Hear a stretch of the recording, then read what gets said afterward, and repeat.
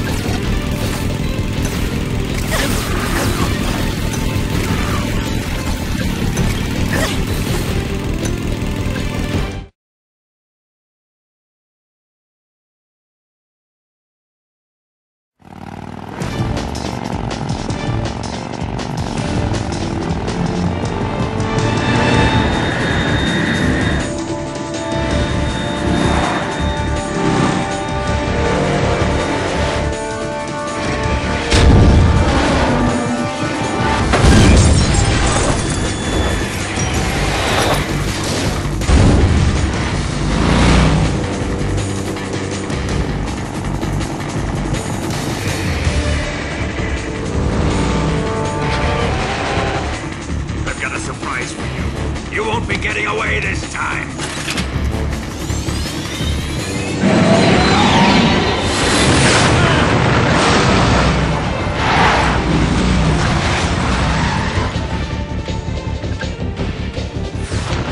Son of a bitch!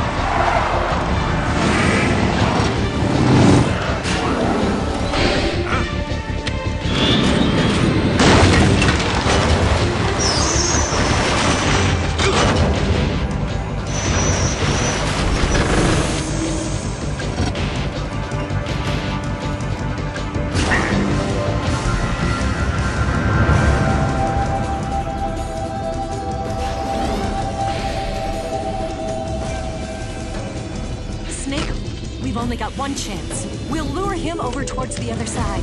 When the Shagohod is on the bridge, shoot the explosives. The bomb is planted on the strut of the bridge.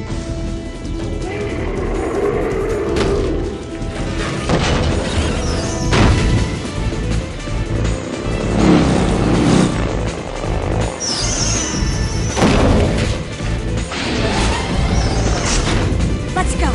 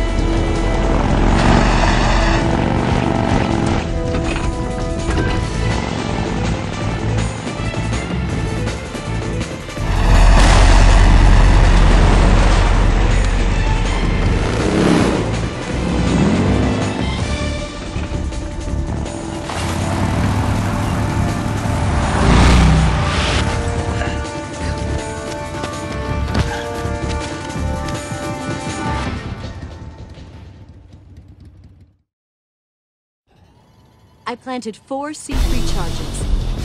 Farther down! A little more to the left. 3 more bombs left. Farther up! Up! 2 more left. A little more to the left. Only 1 more left. Shagohod, it's here!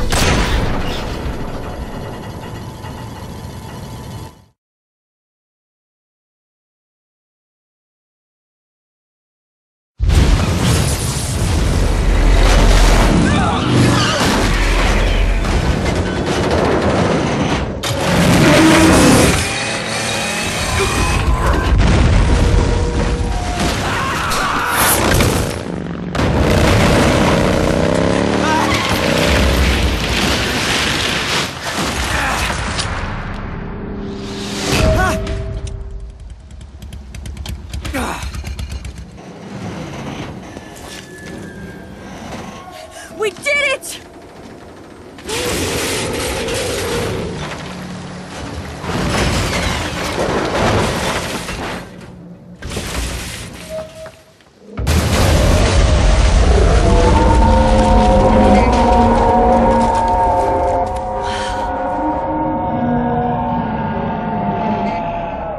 It's over.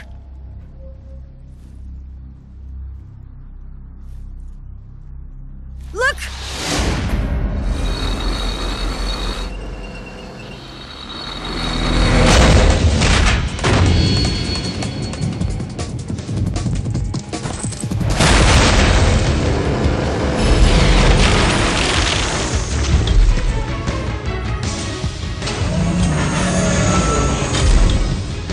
I'm not finished yet!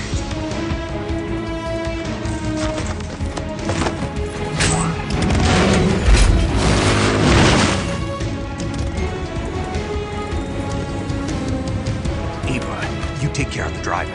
Yeah? Yeah, I trust you.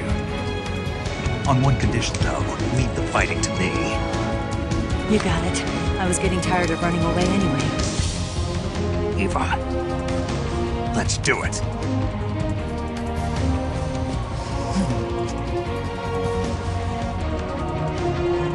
For luck.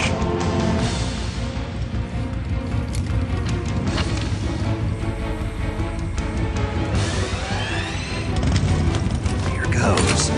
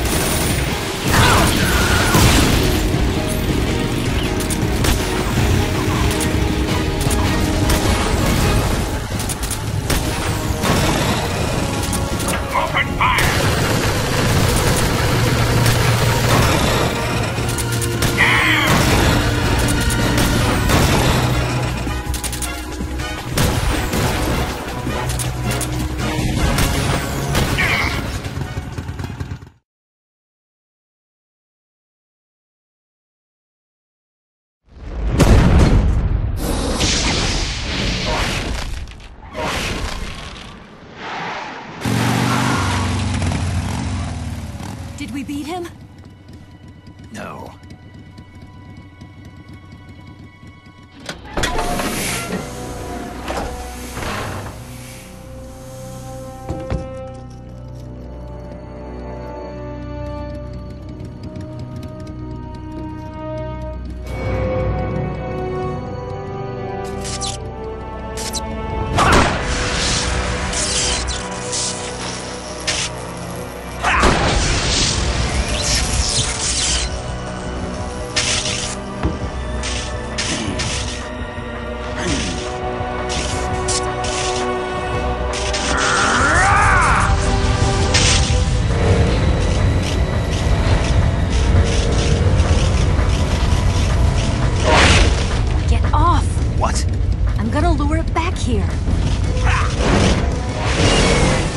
Yourself as bait? Are you insane? I'm used to this guy. I know how to handle him.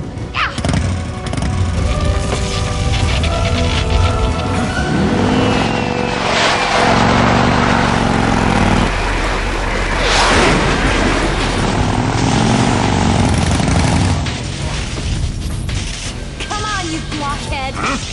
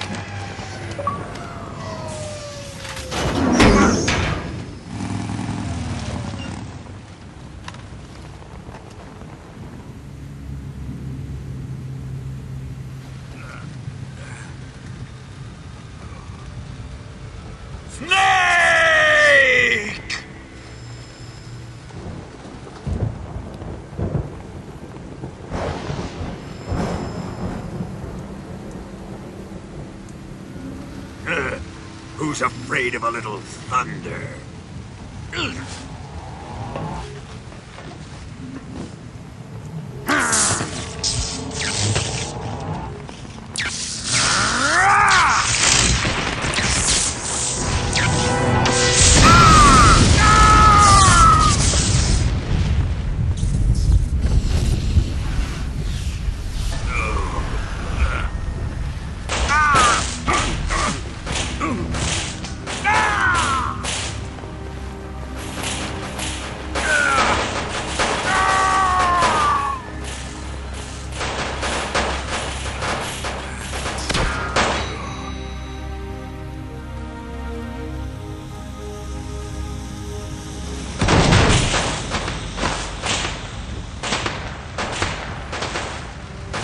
Fried by a bolt of lightning. A fitting end. It's finally over.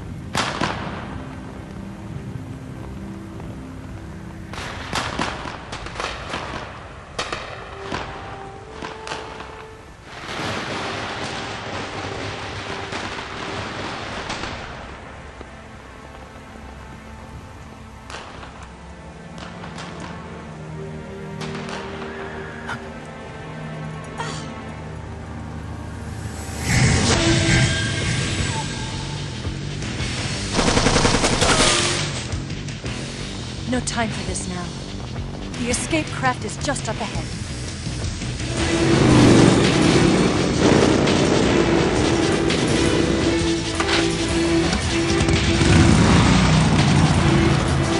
Let's get going.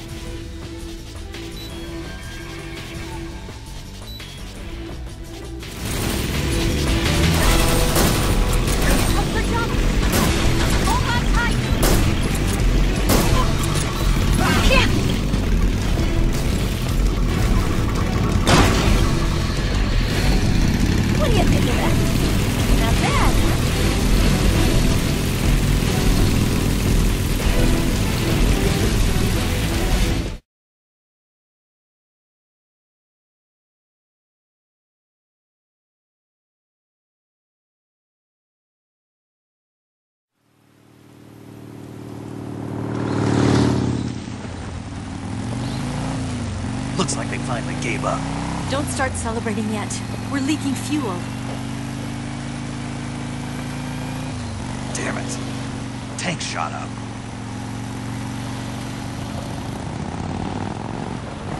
Crap.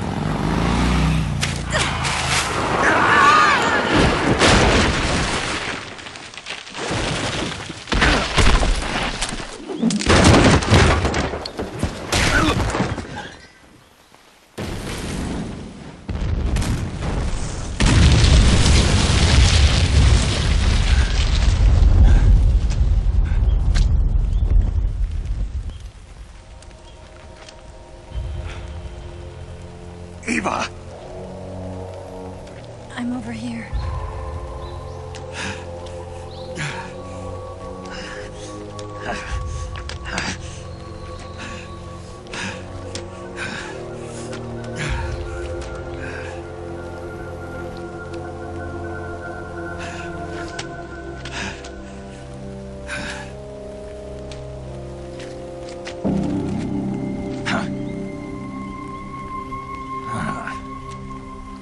Snake. How's it look? Pretty bad. Not a sensitive bone in your body. Eva, What about you, Snake? I'm fine. That's good to hear.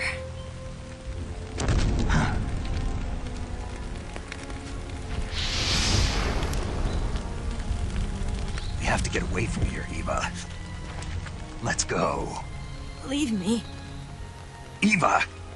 The boss is waiting for you. You have to go. Give me a gun. No, we're getting out of here. We're still far away from the lake. I'll never make it. I can't believe this. Uh-huh. I never thought I'd see you act this weak. What do you mean? Listen to me, Eva. We're doing this together. No, you... Eva, I need you. Say that one more time. I need you. I can't fly the wig by myself.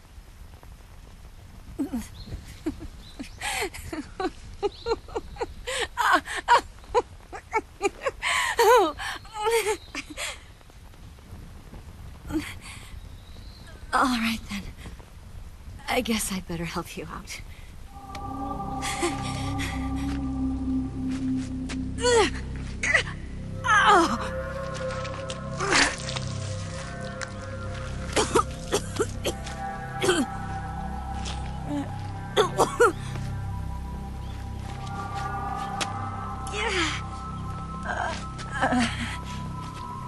You're lucky to have me. No.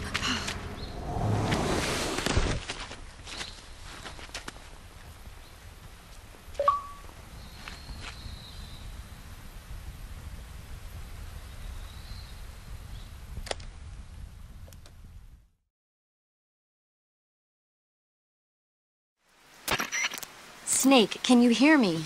Paramedic, thank God. Eva's been seriously hurt. So have you. Luckily, I think her organs are all intact, but... Calm down, Snake.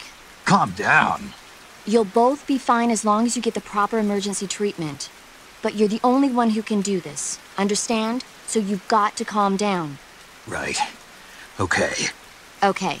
Now let's open up the survival viewer and treat the injury. Do you have supplies with you? I'm running kind of short. Then by switching the survival viewer over to Eva, you can treat her wounds too. Now get to work. Oh, and Snake, I'm pretty sure you know this already, but if you don't have enough supplies for the both of you, your wounds come first. Huh? Do you get my meaning, Snake? You've still got a mission to complete. Yeah, I know what I have to do. Snake? Like this.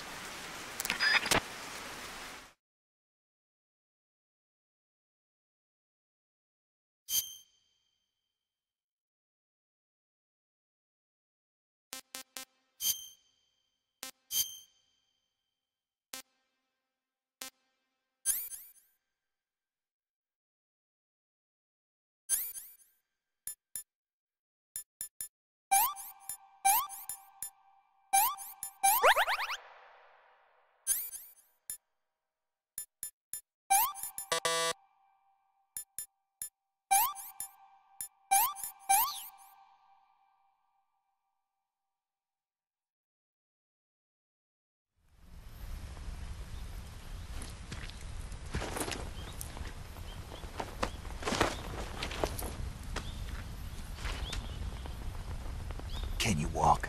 Yeah, I think so.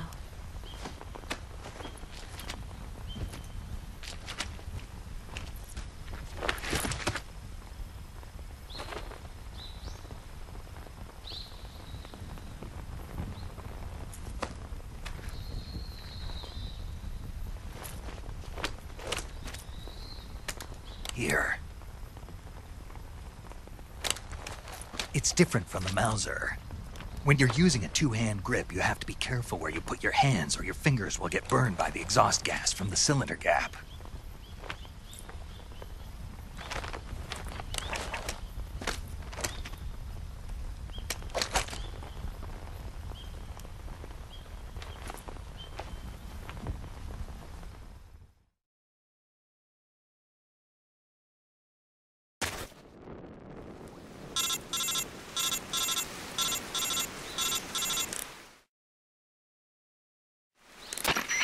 Snake, are you all right?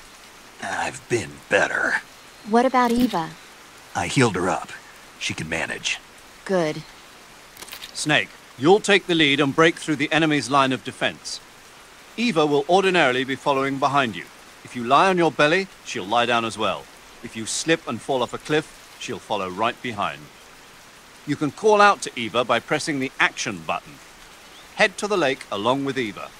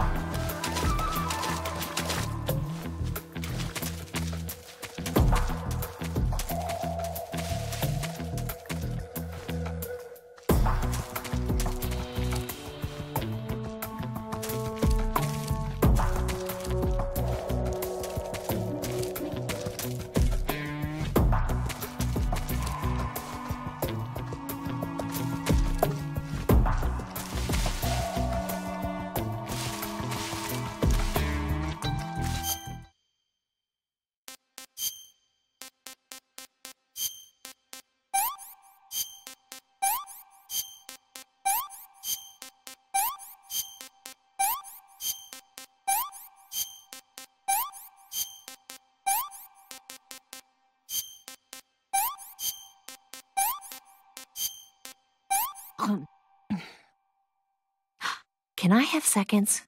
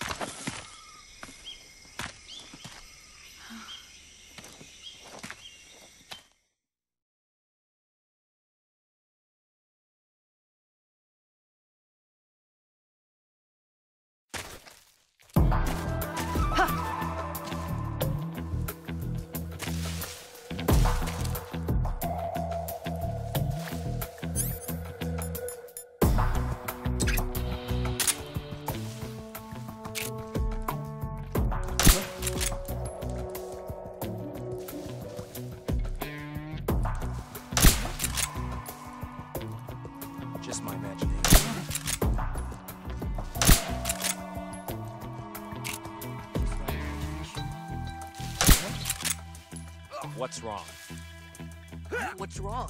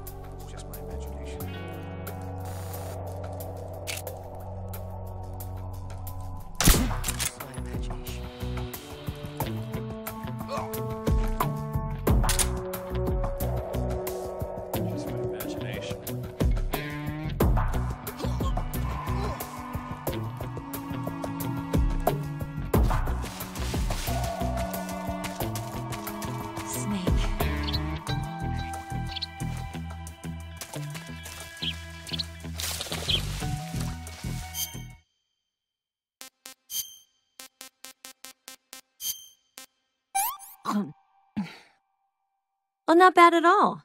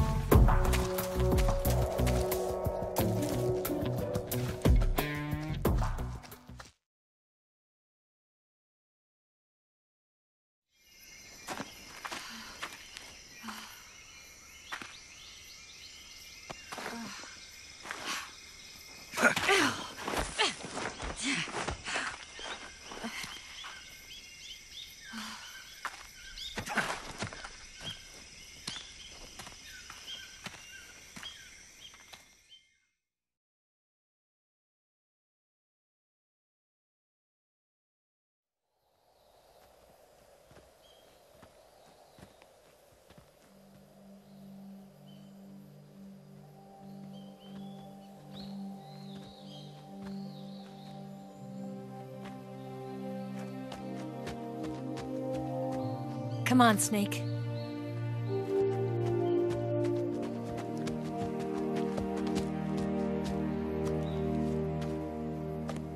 We made it. We made it. Over there.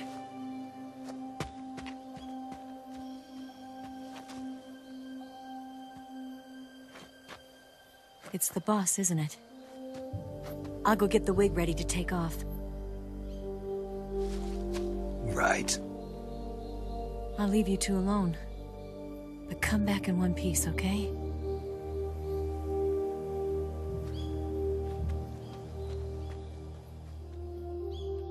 Promise me!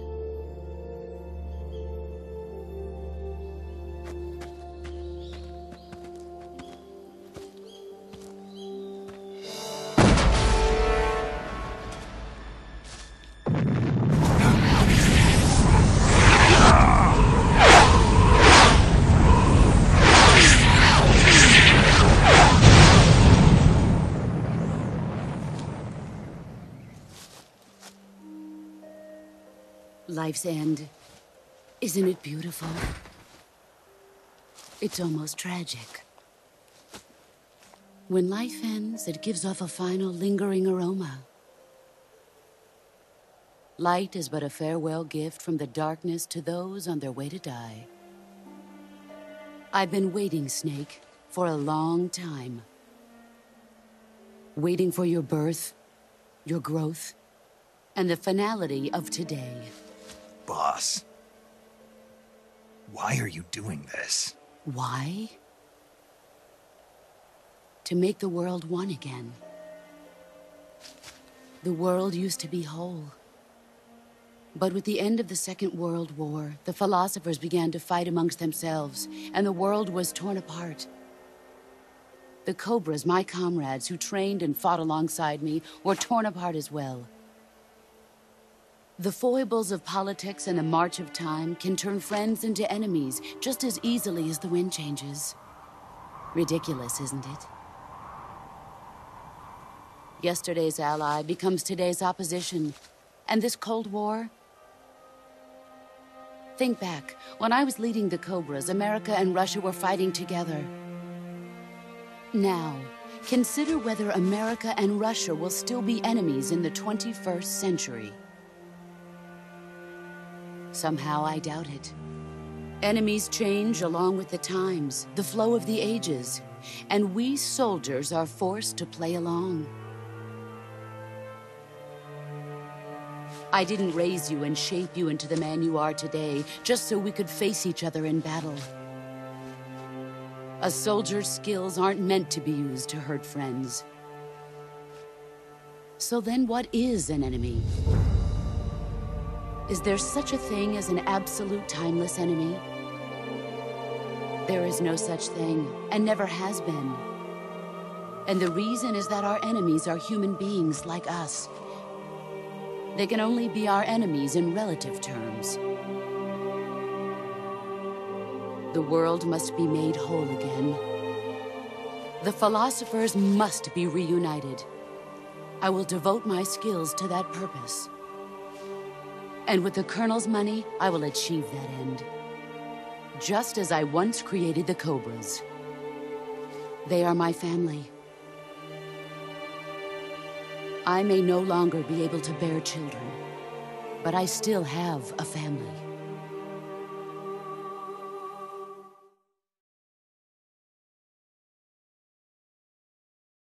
It was November 1st, 1951. I was in the Nevada desert participating in atomic testing. The name Nevada is derived from Spanish, covered in snow, white as snow. And snow is exactly what I saw in that Nevada desert. It froze my blood white. Snake, you were an atomic test subject, weren't you? On Bikini Atoll. That's part of the reason I was drawn to you. You and I are alike. We're both slowly being eaten away by the karma of others. we'll never have the chance to die peacefully of old age. We have no tomorrow. But we can still have hope for the future. In 1960, I saw a vision of the ideal future from space.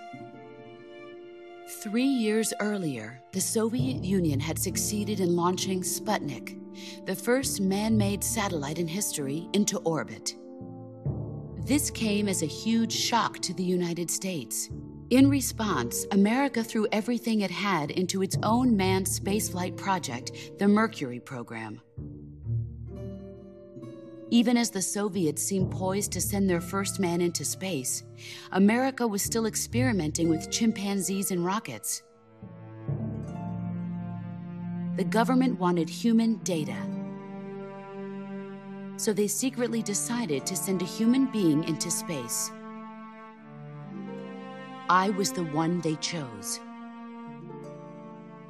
At the time, they didn't have the technology to block out cosmic rays, and whoever they sent up would inevitably be exposed to heavy radiation. That's why they chose me. After all, I'd already been irradiated once.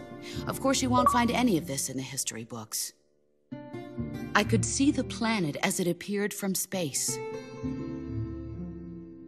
That's when it finally hit me. Space exploration is nothing but another game in the power struggle between the US and the USSR. Politics, economics, the arms race, they're all just arenas for meaningless competition. I'm sure you can see that, but the Earth itself has no boundaries. No East, no West, no Cold War. And the irony of it is, the United States and the Soviet Union are spending billions on their space programs and the missile race, only to arrive at the same conclusion. In the 21st century, everyone will be able to see that we are all just inhabitants of a little celestial body called Earth. A world without communism or capitalism, that is the world I wanted to see. But reality continued to betray me. In 1961, I was sent to Cuba, to Bahia de Cochinos.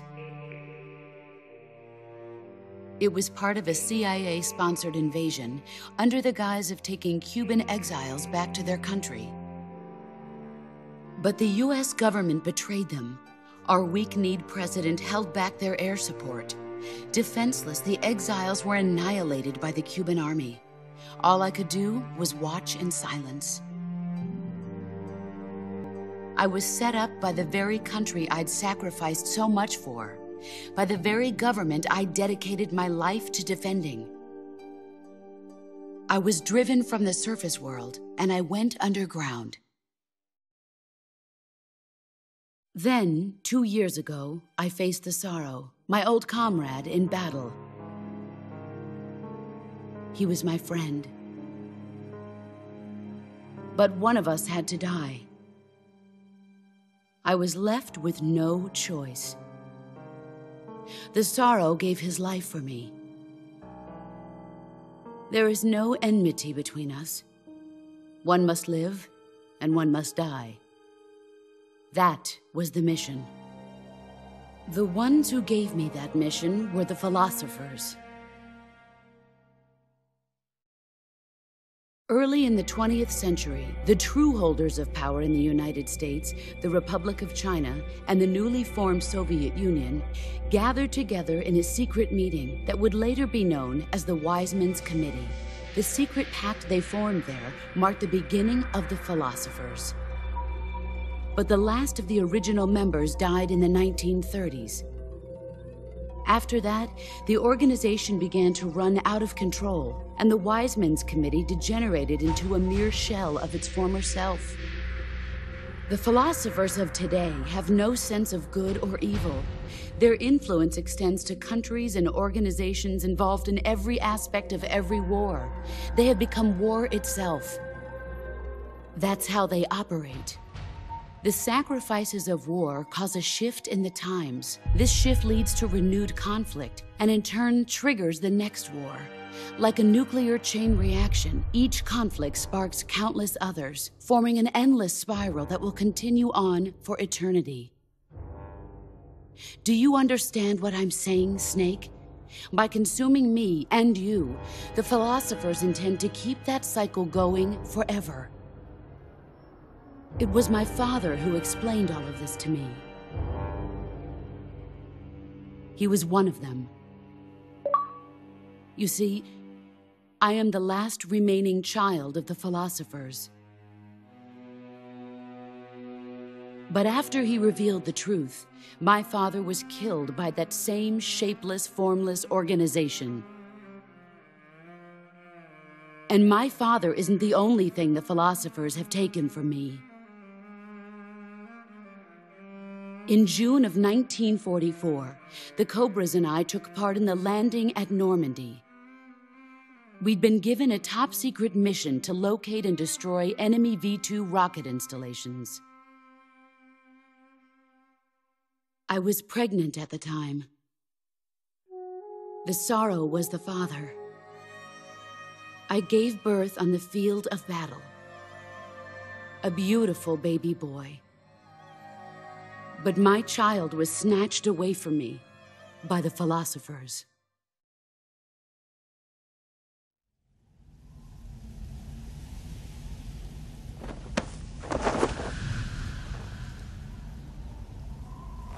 Look at this scar.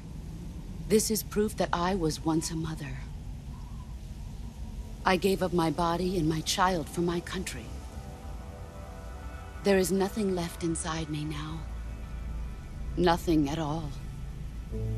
No hatred, not even regret. And yet sometimes at night, I can still feel the pain creeping up inside me, slithering through my body like a snake.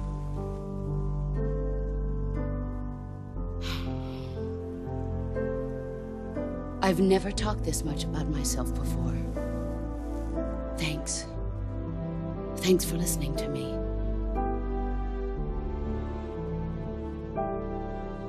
I feel content. Snake, commence the operation. I raised you. I loved you. I've given you weapons, taught you techniques, endowed you with knowledge. There is nothing more for me to give you. All that's left for you to take is my life, by your own hand. One must die, and one must live. No victory, no defeat. The survivor will carry on the fight. It is our destiny. The one who survives will inherit the title of boss. And the one who inherits the title of boss will face an existence of endless battle. I'll give you 10 minutes. In 10 minutes, MiGs will come and bomb the hell out of this place. If you can beat me in less than 10 minutes, you'll be able to escape in time. Let's make this the greatest 10 minutes of our lives, Jack. Boss? You're a soldier. Finish your mission.